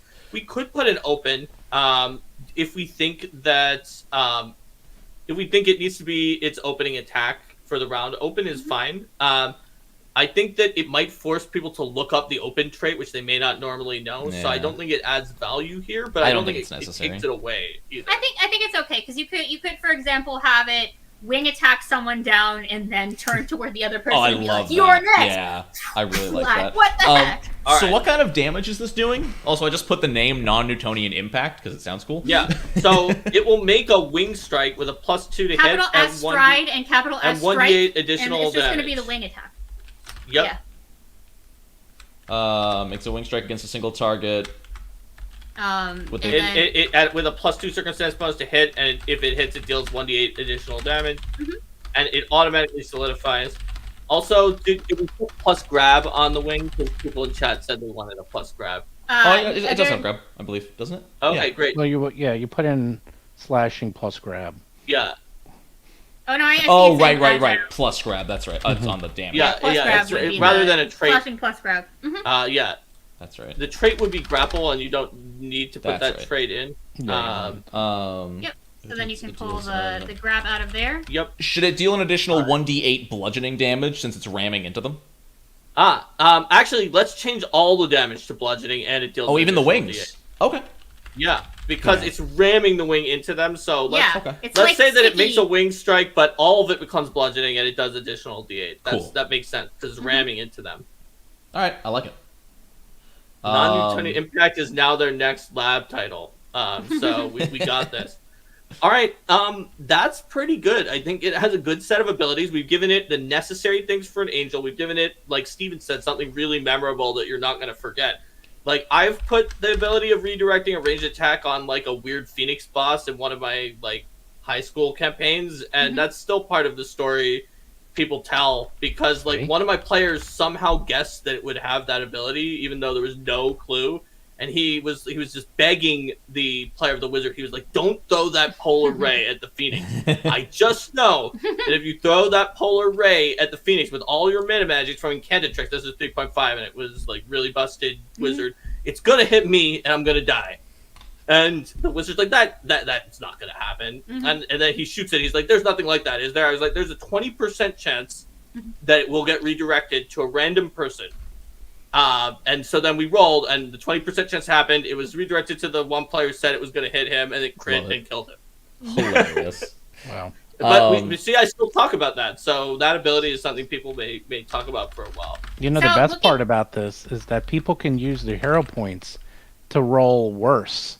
So, like, if you make the PC roll, if you crit, you can be like, "I'm on a hero point." You're like, use your hero point to try to not crit me, please. See, it just writes itself. That is a great ability. That is really good. Thanks, Steven. So we've got some. I got the idea for doing some kind of bending from the chat. Yeah, it's got a reaction. It's got like it's got a state change that's going on. It can charge in. It's got an aura. It's got a lot of stuff that's going on. But on a turn-by-turn basis, though, it doesn't have a lot of things that are competing for the same It's action. easy for the GM You're to going to kind of know, like, okay, it's got the aura. Is it next to a thing? No. There's a decent chance it's going to want to charge up and splat it. Is it or eye blast it? Yep, and since it's a skirmisher, what it can do is it can do the splat and then move away with its third action 100 feet, potentially, and just make it really annoying for the PCs to keep up with it. And we'd also mentioned all-around vision. I don't think that made it in there. Oh yeah. That would be up with the senses. Like in the perception line, it would just say, like, I think. Is that right or no? What's the exact term? Is it separate? All-around vision. You should check. Actually, we can see where it appears because I think. Yeah, well, there's a senses box in this tool. It's really intuitive. Perfect. And you can just do it. It just basically means it can't be flanked because it has all the vibes. I think it just goes up at the top. Yeah, and it probably has dark vision too. Yeah, you're right. We don't have dark vision. Speaking of which, it definitely has dark vision. It needs to be able to see in the dark tapestry, even if other angels didn't, and they do. Yep. We didn't do languages. Yeah. So it obviously speaks Celestial, and most angels also speak Infernal, so it might, but it speaks Aklo. I bet this thing speaks Aklo. Nice. Right? Aklo is the language of aberrations and the weird. Yeah, it's below perception. Also, a fair number. Most angels speak Celestial, There's suggestions of telepathy here as well. Because it's a weird ooze I don't think it has a mouth. Also, Yeah. a lot of angels have That's also tongues the thing. constantly as part of their thing. So we may want to give it tongues, which would just be after the other languages. You put semicolon, telepathy, comma, tongues, and the tongues would be italic. Yes. And then this does require you to do one thing, which is to give it a divine innate spells DC 21 constant 5th tongues. So that it can have tongues, which is what a lot of angels have. And then I think we're done. Yeah. We did it, Divine everybody. Innate. Where would I put that in here? You would it would be just above rituals. Yep. So it would say divine innate spells DC 26. Got it. Constant parentheses 5th tongues, and then it'll be one constant. constant right where parentheses 5th is, turn that into constant parentheses 5th. Yep, and then you got it, and we did it. Like together, we all made a monster, and we talked about we talked a lot about Battle Zoo and about monster making, and we built a monster. We did all of that. We talked about dragons for a while too. Yeah, we did all of that in an hour and 20 minutes. And it was done by committee. If you're making a monster yourself, you could probably make it faster than that using these monster building rules.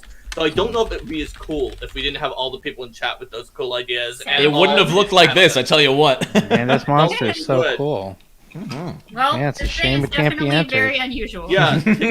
I know, this is like, we'll make the RPG Superstar this cut. would be a winner right now, man. This thing is awesome. My question for you, Steven, is are you going to get art of the Seraphim? Maybe. I have a lot of artists. You have a tiny little one in the corner of a page. That's all I ask. Because what I can tell you is on the Arcane Mark Discord, I know. We have Sheppy. Sheppy, who's the cover artist for Battle Zoo Bestiary. That's right. Yes. And one of Battle Zoo's most distinguished artists, actually just as a gift to the Discord, made art of our first 2 Build-A-Monster monsters, which were a Shark Shasa, which is a shark Rakshasa, and a Chemi Ghost, which is that one that I talked about at the beginning of the episode that was an alchemist ghost. You can get a T-shirt with the Shark Shasa on it. Steven that's right. has I was like, where can you get that? Oh, that's right. I did that. Yeah, Steven. You do so many things. Yeah, Steven, so you things. So Mark, Linda, you keep talking about this Build-A-Monster thing. For the 47 people in chat, would you like to explain what, when, and where that is? So we have a stream that we run every Tuesday at 7 p.m. Pacific and every Saturday at 10 a.m. Pacific, Arcade Mark at twitch.tv/arcademark. And we do polls I can't to post vote. links. Yes. Well, we do polls to vote for. Wait, no, maybe I can. People I was can vote searching for I can what do it. topics we do.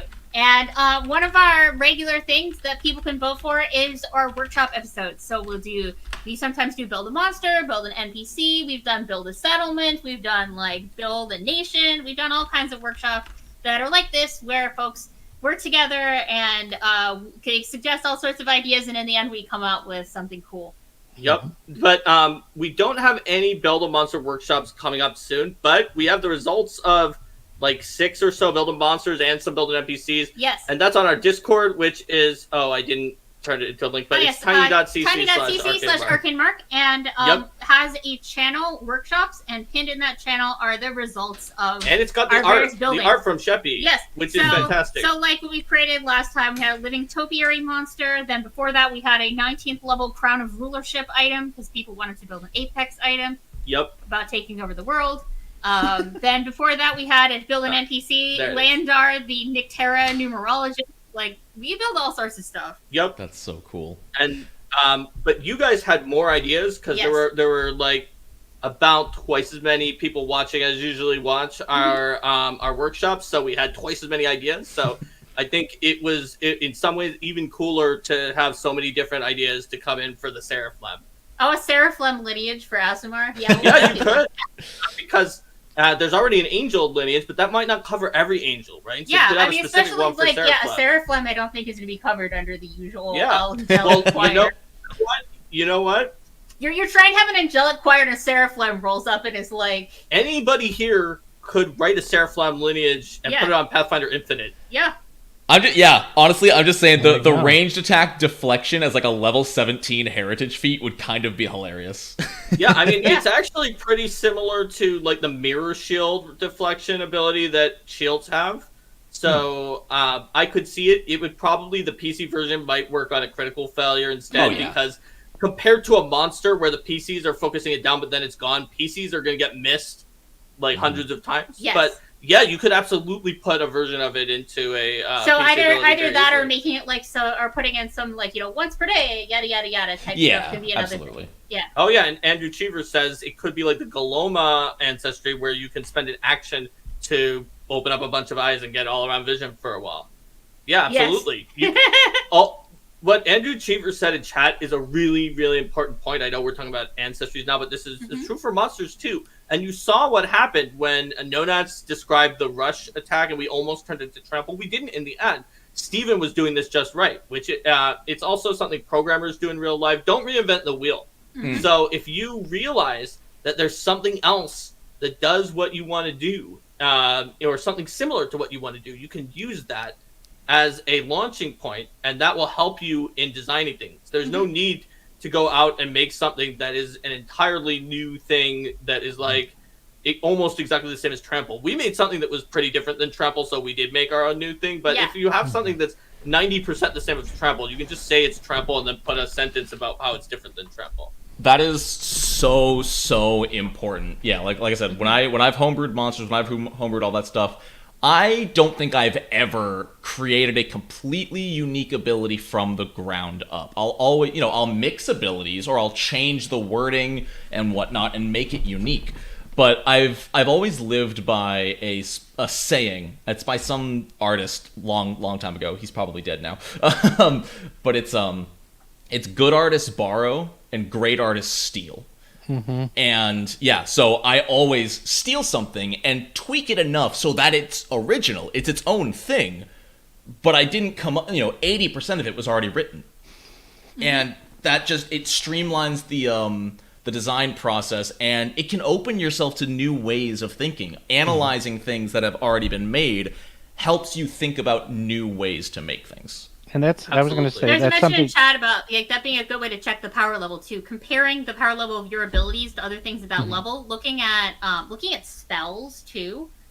Those can be super useful when considering what kinds of things a monster should be able to deal with. By the time you get to a certain level that, PCs are likely to have some ability to fly around, likely to have range attacks. PCs might be able to PCs are going to have certain abilities by certain levels, and you're going to want to make sure that the monster can handle that sort of thing. Absolutely. Looking at those common core rulebook spells is a good way to consider what PCs are going to do, and like what are those kind of core rulebook class feats going to let them do as well. Yep. What were you saying, Stephen?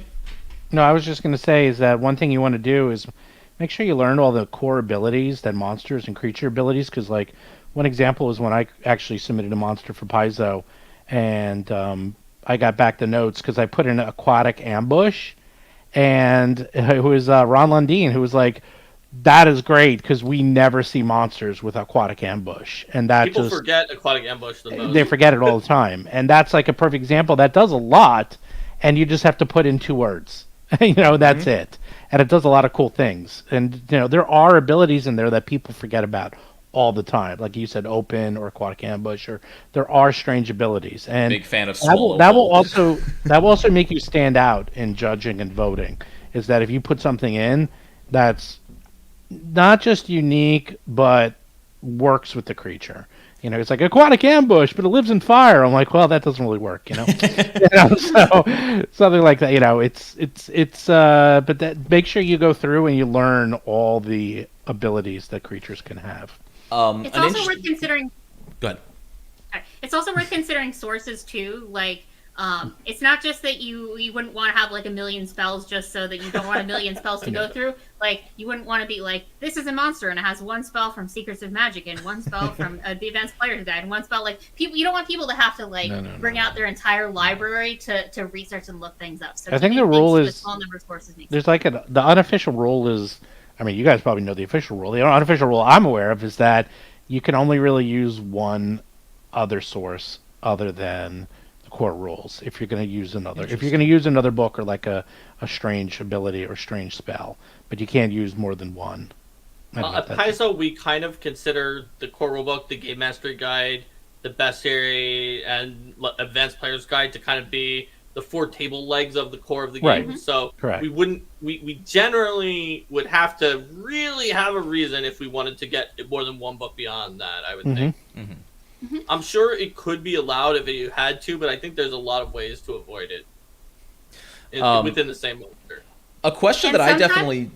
Sorry, go ahead. I'm tangenting. You keep going on this. and sometimes if you find you're like, oh darn, I really want this spell, but I don't have enough sources, you can come up with an ability that's not quite the same, but similar to that spell and give it that ability. I've had to do that in developing organized play before to get sources down. It's like, okay, well, I wanted this thing to have a fire blast, but I don't want to have to set another source to bring Scorching Ray into this. So I'm going to give it some other fire blast ability rather than using this to reduce the cognitive load on the GM. Yeah, we actually do that a lot because there's also legal reasons why you can't reference certain books, depending on that's for third-party issue, but you can't, reference very specific spells from very specific books. So recreate it as ability, and voila, there you go. But you can't name the book and the page number, I think. So yes, it'll be inconvenient for your users if you're never allowed to find it. Put in page numbers, ever. Interesting.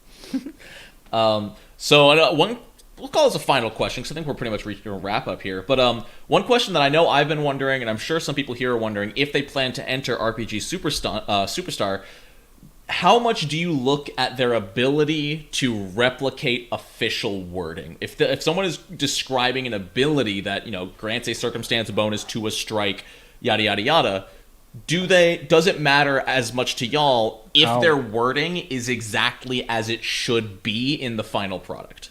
I'll answer that, and you're not going to like the answer. The answer is yes. Yes, it should be as perfect as possible. That is the difference between, and I've said this in the interviews, is like the difference between the grand prize and platinum monsters and some of the copper monsters. It's not that the copper monsters weren't as good. It's they often required more editing. And when we came back to the people who won grand prize and platinum, they won one monster. And then we had them create 2 or 3 additional monsters based off that family. And those monsters required very little editing. And that's why they won platinum, because they were not just good monsters and well developed, but their wording and the terminologies they use were nearly perfect. And it's tricky. Now, I understand this is, I don't want anyone to be dissuaded from putting in their monsters, because we also have editors, and trust me, we will go through and fix these for you. But and developers who can fix development issues if those are there. Right. Now, it's been reversed this year, how it would be decided, because last year, right, the judges picked what would be like kind of the finalists, and then the fans picked who won platinum and grand prize. They picked it, like Steven said, based on if it had nearly perfect wording. That's what got you up towards gold and platinum, and if it didn't, that put you more towards copper. This year, it's the opposite, where the fans are going to pick first and then the judges, but they also tended to correlate. And I can't imagine the judges are going to be more likely to give a platinum to something that has sloppy language than the fans were. Well, there's also not everything has the one true way that it can be phrased. That's certainly less the case in second edition than first edition. It's something that we try to move away from. But on the other hand, there are certain things that are mechanical. Like, for example, did you uppercase your actions?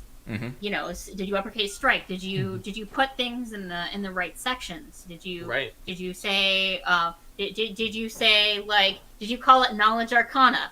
And that kind of stuff is the kind of thing that'll be noticed. Those kinds of things that you can check against like existing monsters and existing designs and stuff like that. I think that, like, if you're coming with a brand new ability and, like, you didn't phrase it exactly as Paizo would have phrased it, but it's like it's still correct rules language, like, meh.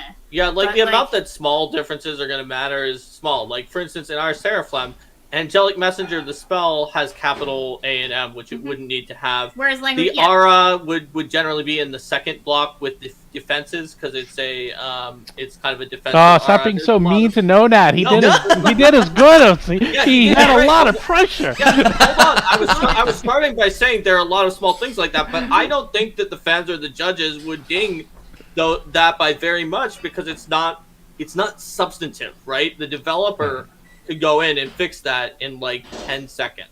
Yeah. Whereas if the rules language was written in such a way that you kind of had to rewrite the sentence from scratch, that's going to be a bigger deal. Or like, for example, if in the end we said Solidify Hand loses its resistance to piercing and if you say like loses if it didn't have any sort of resistance to piercing or bludgeoning listed, like see here so that's the kind of thing that it's like if it says that it needs something and it doesn't have I the was thing giving that those it as needs. examples of small things that anybody's probably going to do and that a developer or editor would find, as opposed to if you have a much more egregious thing that's going to ding you down more towards copper. That's what Steven has told me. I actually did not judge the last RPG Superstar, and I did not work on the monsters. Patrick Reaney did the development of those, but I absolutely can see what Steven's saying, even just looking at some of the monsters that he showed me, and that seems to be the case. Yeah. So that's an example of things that are not the other thing I was going to say is that you have a million examples out there. I mean, one of the things we did, because Patrick and I would have a lot of discussions, and a lot of discussions is how should this be worded, because it sometimes is inconsistent in even Paizo's products, and he and I would have discussions on what is, quote, the correct way. I mean, we just talked about that with rituals, right? Yeah. Look at the ancients. Some of them say divine rituals, and some of them just say rituals. Yeah, and that actually was one of the last edits I had to do, and that was caught at the very last round, like days before the PDF was sent out. And you got it. You took out divine and other things. I take it. And actually now I'm going to take it out of the tool, now that I'm aware that it shouldn't be there. Nice. So. It's because of the fact that some rituals have variable skills, and you don't know for sure which skill the monster is going to use. Yeah. The point being is that if you aren't sure of the wording, open up the bestiaries, Command F, look for it, see how it's worded, literally copy it, and rework it. Put in your numbers. Like, and honestly, there you go.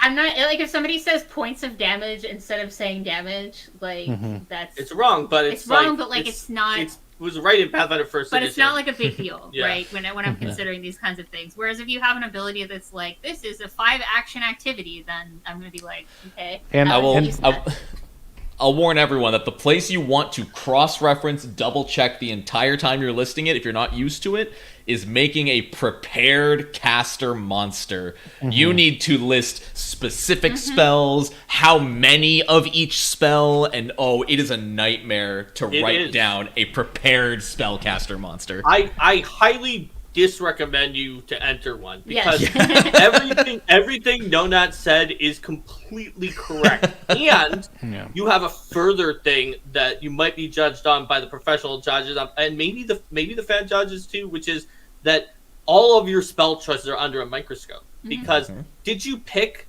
an incapacitation spell on a low level slot? Well, you shouldn't, because it's not going to be able to use those unless it's a social spell like Charm that it might use on villagers and not during a fight. Or did you give a creature a spell that's much higher level than that creature? And if so, was it very carefully selected? For a prepared spellcaster, they probably didn't. But like an innate spell, like if it's got something that's much higher level, you're going to have to carefully consider, like, is that thematic? Is it really necessary? Is it going to overpower the power? Or did you give your 12th level prepared spellcaster a first level Burning Hands? Because that's weaker than its cantrips. You shouldn't do that. Yeah. So you're going to be put under a microscope for your spell choice. There was only 3 monsters with prepared spells in submitted, or that made it, or that won.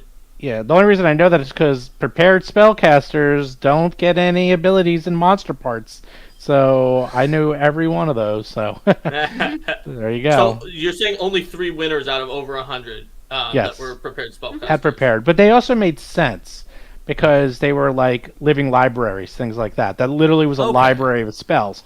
There you go. That's a prepared spellcaster. That's cool. So again, it was very thematic. So by the way, spontaneous spellcasters are almost as bad if they go all the way for a contest, and I would avoid them too. Just go with a few innate spells that work well for the monster in most cases. It's a general principle too. Like, a lot of times when you're designing an adventure, like there's ways to present things that are super complex, and there's ways to present things that are much simpler and more streamlined. And unless you have Stephen Glicker specifically asking you to make an adventure that is more complicated for funsies, like I do right now. Like the vast majority of the time, you're gonna wanna try to find the simpler and more elegant expression. Yes. Because every extra little bit of rules is another load. What? So what? I'm gonna flip we're around purposely making things super complex because our people can handle it. I said unless you have someone unless the person who is contracting you is specifically asking for that, and then you can go all wahoo and make it awesome. Generally speaking. That's right. So I'm gonna flip around our advice though and say, if I will point out, 3 prepared spellcasters did make it in. So if you are absolutely confident that you're like, you know what, I pride myself on the fact that while a lot of people are confused about how to run a prepared spellcaster in Pathfinder 2nd Edition and pick the right spells to really show off what's great, if you're like, no, I pride myself on I can pick the best prepared spells for that, and I know that's my strength, and I want to show the judges that that's what I'm better at than anything else about monsters. But then you're like, oh, but Mark and Nonat and Steven and Linda all said not to do it. So I guess I won't. If you know that, still do it. Show us that you can do the thing that we said was so hard that you shouldn't try. Yeah. The more you make it, the more places you have to make a mistake. So but there's only no if you're really sure. Yeah. Well, and on that line of keeping it simple, you can also use the creature's concept and design that you have worked on to that point to help filter down the spells. If you absolutely want to make a spellcaster, one of the kobolds I made for my Monster Month was, an evocation arcane prepared caster, but all of their spells were based on different dragon elements. So I picked, I was able to narrow it down specifically to, the fire spells, the lightning spells, the ice and acid spells, and, they were all thematic. He didn't have illusory terrain or anything like that. So that can help. It won't help you in the structuring and writing of it down, but it will help you from not having to look at 1,000 different spells to decide which one's the perfect one to have. You know what? The other thing I was going to say is also build towards your strengths. Like, I was known for creating monsters. I wanted to get right other types of back matter, but everyone's like, you could do really great monsters. So whatever. I did monsters, and not only that, I also did a lot of weird monsters, which is maybe why we're doing Strange and Unusual. But that was a strength of mine. Like, for whatever reason, I can come up with really weird, strange things that are very out of the box, and that was my strength. So I leaned into it heavily. Again, if you are really comfortable with spells, go for it. Do spells. That's fine. We're not saying don't do it. Just make sure it's something you're comfortable with. All right. Any last-minute advice, Steven, Mark, Linda? I think we're good to wrap it up here.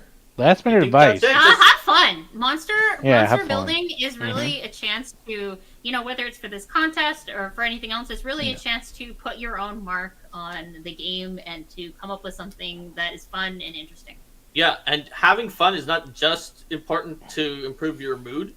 You'll probably be more likely to win if you make the monster that makes you have fun when you're building it. Makes you excited about it, rather than be like, I have analyzed the trends of every previous RPG superstar to determine which one I think will win. And I think that people are very obsessed right now with oozes and angels from watching this stream. So that's what I'm going to do. But I don't like them at all. Then don't do it. Do the thing that you like. It'll shine through and it'll raise your chances. Yeah, I would say, most importantly, the contest ends December 7th, which is like 3 weeks, 4 weeks from now. It's like almost a month, but almost a month. So you can put up to 3 monsters you could submit. It's totally anonymous. No one will know at all. Well, who submitted what. The judges don't know. The public doesn't know. So keep that in mind. The thing is that work on it now. Like, start now. Don't try to do this at the last second. Trust me on that. A lot of monster creation. Although we did one, in like an hour, and it was pretty awesome. But there's also like 4 of us plus, a huge chat community here. If you're doing it on your own, a lot of it is percolating. Like, I often will think about a monster for days, if not weeks, and then, at least the way I do it, then I'll, have it pretty much right in my mind, and then I just sit down and write it, and it comes right out, and then I do the lore and fill up the rest of the word count. And that's how I write my monsters. But I would strongly suggest that you go on. You can make as many monsters as you want. You can make 10 monsters, 20 monsters, and then submit your best 3. So I would strongly recommend you go to the site. It has all the tools. everything we just talked about, if you come up with, whether it's a skirmisher or a spellcaster, it'll give you all the numbers, and I would strongly recommend you stay within those numbers unless you have a very good reason, like we discussed in this, our examples, and just have fun with it. Come up with a cool monster, and if you have fun with it, and if you like the monster, and if you think it's a very strong concept overall, you'll probably do well. And if it is a little, nitpicky in terms of the language or the balance, you know what? We can fix that in post, as they say. That's what we're for. So, we'll Steven, you mentioned lore, so I want to give one last tip about the lore because we didn't really talk about it. That's true. Other than when you did right there, which is be careful about the lore. Don't think that it's only about the rules text, and put in useful lore. And to put in useful lore, you want to start with something that is the moment they read the first line, they learn more about your high concept of the monster. So for the Seraphon, we could start the lore by talking about the fact that this is a many-eyed, many-winged, oozy angel that that goes between to the places between stars to speak to aberrations.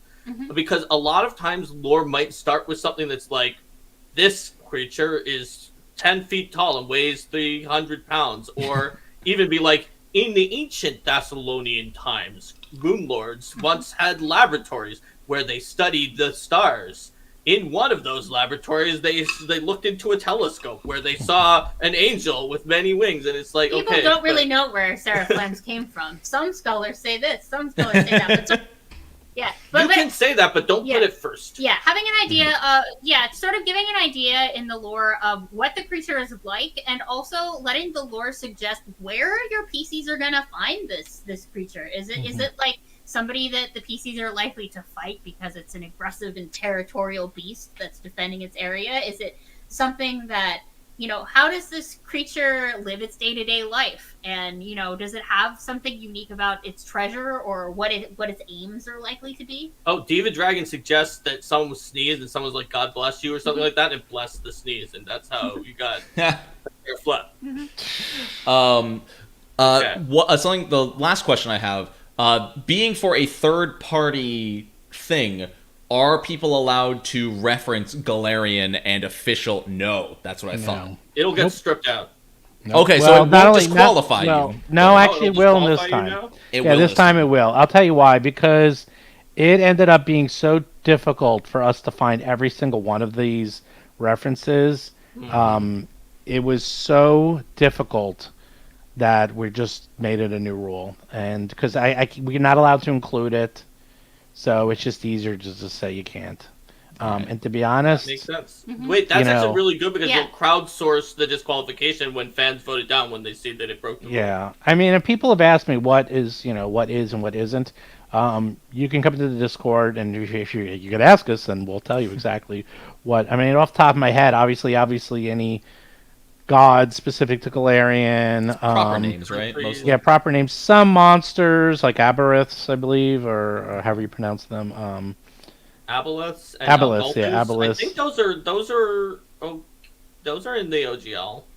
They might be. I mean, they're from D&D originally, so. Well, I know what one. Well, I'll tell you one. The Hallow deck. Harrow deck. Harrow deck. Yeah, we had a Harrow deck. That had to get changed to Divinity deck because Harrow was owned by Paizo. So, right.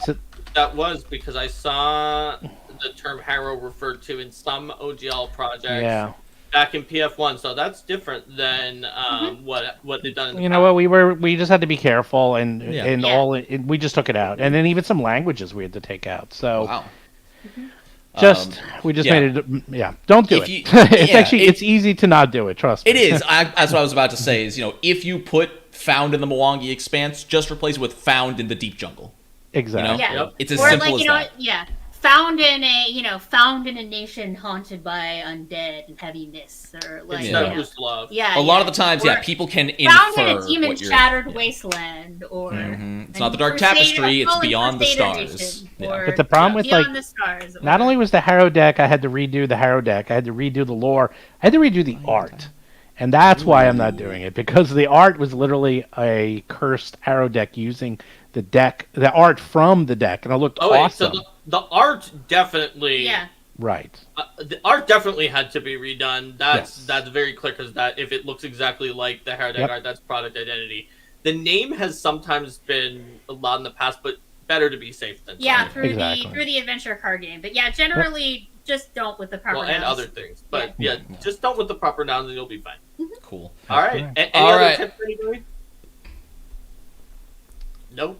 I think we might be good. I think, we filled almost 2 hours with this. So thank you, Mark, Linda, Steven, for coming on. This was a blast. Thanks so much for having us. Absolutely. It's so much fun to do this with you guys and with your community. You know, I think I've had fun with workshops in the past, but this one's been particularly awesome. It's very lively. If you want to build stuff with us again, I would definitely be down. Seriously, I love this. Come over to Arcane Mark when we're doing our workshop, or we can come over to you for another workshop later. Hey, we'll talk about it.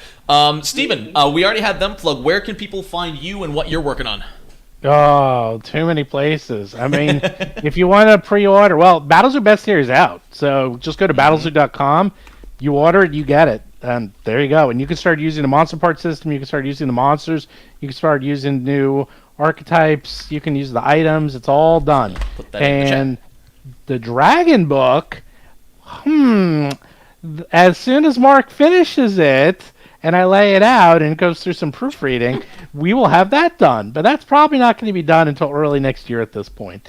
And then Jewel of the Indigo Isle Adventure, that's not coming out till next year. So I laughed because I saw Mark typing the same thing I had just finished typing out of the corner. I was waiting for Linda to beat it. But I am going to try to finish writing the Dragon book by the end of the year. But Steven's going to need some time to lay it out. And probably we're going to want editors to look at it, because there are enough dragons in here that I would be surprised if at least one of the dragons didn't have some kind of mistake.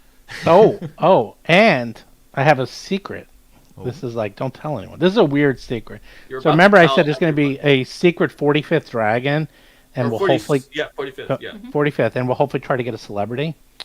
So I'm going to the world premiere of Ghostbusters on Monday. And because my brother did the costume design for it. So all the celebrities, it's the world premiere, they're all going to be there. So when I'm talking like Paul Judd or something, Paul Rudd, I'll say, hey, you want to design a monster for me? We'll see what happens. Maybe I'll get someone famous. Who knows? We'll see. If we can get a Paul Rudd designed dragon, I would scream.